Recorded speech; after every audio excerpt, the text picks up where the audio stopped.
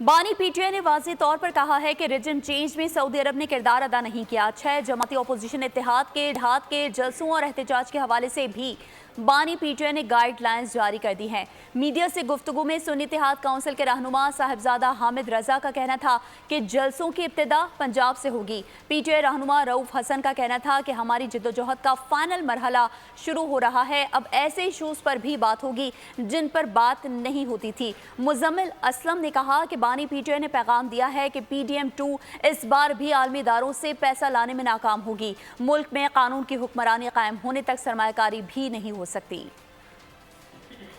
Propagate हुई कि शायद खान साहब की और ऑपरेशन रजीम के अंदर को सऊदी अरब का किरदार है। खान साहब ने कैटेगराइज इस चीज़ को डिनाई किया। तहफ़्फ़ुज़े आईने पाकिस्तान 6 जमाती एक इत्तेहाद तश्कील दिया गया है, उसके हवाला से खान साहब ने गाइडलाइंस जारी की हैं जलसों का, जुलूसों का और तहरीक का, और अब उसकी इब्तिदा इंशाल्लाह हम अनकरीब पंजाब से करने जा रहे हैं। ये इस स्ट्रगल का फाइनल फेज़ है और ये शुरू हो रहा है, और उसके बाद आप देखेंगे कि हम बहुत सारे ऐसे इश्यूज़ के ऊपर भी बात करना शुरू करेंगे जो कि शायद पहले नहीं की गई। उन्होंने एक बहुत अहम पैगाम दिया इस हुकूमत पे, ये जो PDM2 है इन पे कोई एतमाद होता तो पहले भी पैसे ले आते, तो ये पैसे लाने में नाकाम हो जाएंगे। उस वक्त तक मुल्क में सरमायाकारी, आपके मकामी लोग भी कंफर्टेबल नहीं होंगे जब तक रूल ऑफ लॉ नहीं आएगा।